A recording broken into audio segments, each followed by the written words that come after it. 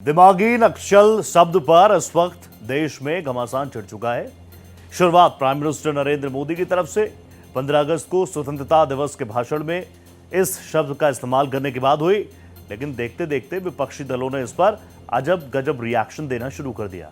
विपक्षी पार्टियों ने प्रधानमंत्री मोदी के इस बयान को असहमति की आवाजों को दबाने और सरकार से सवाल पूछने वालों को बदनाम करने की कोशिश बताया। साथ ही अब एक नया ट्रेंड भी शुरू कर दिया, ये बोलने का, मैं भी दिमागी नक्सली। बीजेपी ने तंज किया कि कांग्रेस ने स्वीकार कर लिया है कि वो दिमागी नक्सल बन गई है।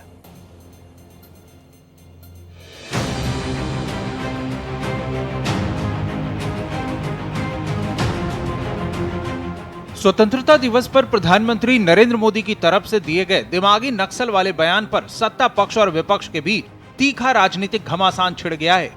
पीएम मोदी ने कहा था कि हथियारी नक्सल तो गए, लेकिन दिमागी नक्सल मौके की तलाश में हैं। इन दिमागी नक्सलियों को आइसोलेट करना होगा और राष्ट्र को विकसित राष्ट्र बनाने की मुख्य धारा की ओर देश की युवा पीढ़ी को जोड़ना होगा। मेरे प्यारे देशवासियों, सुरक्षित भारत बनाना हम सबका दायित्व है और अराजकता फैला रहे हैं जिन्हें पहचान कर अलग थलग करना होगा। इस पर विपक्ष का आरोप है कि सरकार असंतोष और वैध सवालों को दबाने के लिए ऐसे शब्दावली का इस्तेमाल कर रही है, जबकि बीजेपी ने पलटवार करते हुए कहा है कि ये बयान संविधान विरोधियों और माओवादियों के समर्थकों के लिए है। कांग्रेस अध्यक्ष मल्लिकार्जुन खड़गे, डी राजा और दूसरे विपक्षी नेताओं ने उसी दिन कहा कि सरकार अधिकारों की मांग करने वालों और विरोधियों को राष्ट्र विरोधी या दिमागी नक्सली साबित करने की कोशिश कर रही है। लेकिन अब इस कड़ी में कांग्रेस नेता पी चिदम्बरम ने सोशल मीडिया पर तंज कसते हुए लिखा है कि उन्हें दिमागी नक्सल होने पर गर्व है। उन्होंने इसे अर्बन नक्सल और टुकड़े टुकड़े गैंग जैसी शब्दावली का नया रूप बताया है। घोर हैरानी है कि कभी देश के गृह मंत्री रहे कांग्रेस के बड़े नेता पी चिदम्बरम खुद को दिमागी नक्सल भला कैसे कह सकते हैं, जबकि नक्सलियों ने न सिर्फ हजारों निर्दोष देशवासियों और सुरक्षा कर्मियों का कत्लेआम किया है, बल्कि 25 मई 2013 को छत्तीसगढ़ में सुकमा जिले में झीरम घाटी में नक्सलियों ने कांग्रेस नेताओं के काफिले पर हमला कर कई बड़े नेताओं की एक साथ हत्या कर दी थी। लेकिन सियासी विरोध के नाम पर न जाने क्यों चिदम्बरम नक्सल हिमायती जैसे एक्शन प्रदर्शित करने लगे हैं। इसी कड़ी में आम आदमी पार्टी के राष्ट्रीय संयोजक अरविंद केजरीवाल भी सामने आए। उन्होंने कहा, हाँ मैं दिमागी नक्सल हूं क्योंकि मैं देशभक्त हूं। दरअसल विपक्ष का मानना है कि ऐसे शब्दों का प्रयोग राष्ट्रीय पर्व के मंच से करना असहमतियों के प्रति पीएम की असहिष्णुता को दिखाता है।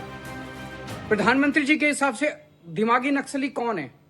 जो इस देश में प्रश्न उठाने की हिम्मत करता है, प्रधानमंत्री जी के हिसाब से वो दिमागी नक्सली है।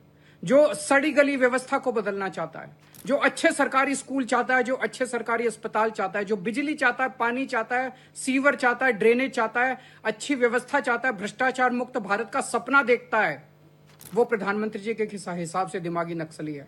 जो प्रधानमंत्री जी से और बीजेपी से डरता नहीं है, जो एक विकसित भारत का सपना देखता है, वो प्रधानमंत्री जी के हिसाब से दिमागी नक्सली है।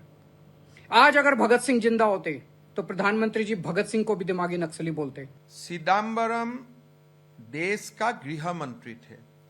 उस समय आपको याद होगा, वीसी शुक्ला सहित कांग्रेस का बड़े बड़े नेताओं को छत्तीसगढ़ में बम से उड़ाया गया था, लेकिन फिर भी कांग्रेस ने नक्सल को खत्म करने का कोई व्यवस्था नहीं लिया। तो मैं तो आह्वान करता हूं, जब चिदम्बरम ने खुद बोला मैं दिमागी नक्सल हूं, तो उसमें एक इंक्वायरी भी साथ में होना चाहिए कि चिदम्बरम क्या जानबूझ के नक्सल का खिलाफ व्यवस्था नहीं ले रहा था अब जब वो होम मिनिस्टर थे। मेरा लगता है चिदम्बरम दिमागी नक्सल नहीं है, उससे भी ऊपर वाला नक्सल है, वो खुद ही नक्सल है। केंद्रीय मंत्री किरण रिजिजू ने साफ किया है कि प्रधानमंत्री का बयान सीधे तौर पर किसी विपक्षी दल के नेता के लिए नहीं था। ये उन लोगों के लिए था जो माओवादियों का समर्थन करते हैं और भारतीय संविधान को नकारते हैं। बीजेपी सांसद रविशंकर प्रसाद, सुधांशु त्रिवेदी और प्रवक्ता संबित पात्रा ने पी चिदम्बरम के बयान को गैर जिम्मेदाराना बताया है। सुधांशु त्रिवेदी ने कहा है कि प्रधानमंत्री के बयान के 24 घंटे के भीतर ही खुद ब खुद दिमागी नक्सली सामने आ गए। कि संयोग देखिए, कि माननीय प्रधानमंत्री जी ने स्वतंत्रता दिवस पे बोला था और आज नाग पंचमी आते आते ये जितना दिमागों में जहर था वो सब पूरे दिमाग से उजागर होकर उन्होंने खुद स्वीकार कर लिया कि हम क्या हैं। तो मैं सिर्फ अंत में यह कहना चाहूंगा कि माननीय प्रधानमंत्री जी ने जो संकेत दिया है यह बहुत सहज और स्वाभाविक है। इसके लिए किसी को दिमाग पे जोर लगाने की जरूरत नहीं है, सिर्फ आंख खोलकर देखने की जरूरत है। उसे दिखाई पड़ेगा कि दिमागी नक्सल कौन है। दिमागी नक्सल वो है जिसको हाफिज में साहब नजर आता है, याकूब मेनन में जुडिशियल किलिंग नजर आती है, जिसको ओसामा में जी नजर आता है, जिसको जाकिर नायक में शांति का मसीहा नजर आता है, जिसको इशरत जहां में बेटी नजर आती है, बुरहान वानी में भटका हुआ नौजवान नजर आता है और भारत के सेना अध्यक्ष में सड़क छाप गुंडा नजर आता है। यह है वो दिमागी नक्सल। बीजेपी नेताओं का कहना है कि दिमागी नक्सली वे लोग हैं जो हिंसा नहीं करते बल्कि शहरों में बैठकर वैचारिक रूप से उग्रवाद और नक्सलवाद का समर्थन करते हैं और लोकतांत्रिक संस्थाओं के खिलाफ अविश्वास फैलाते हैं। सवाल है, क्या जिस तरह कॉकरोच पार्टी का उदय हो गया उसमें जिस तरह एक शब्द को लपककर आंदोलन खड़ा करने की बात की गई,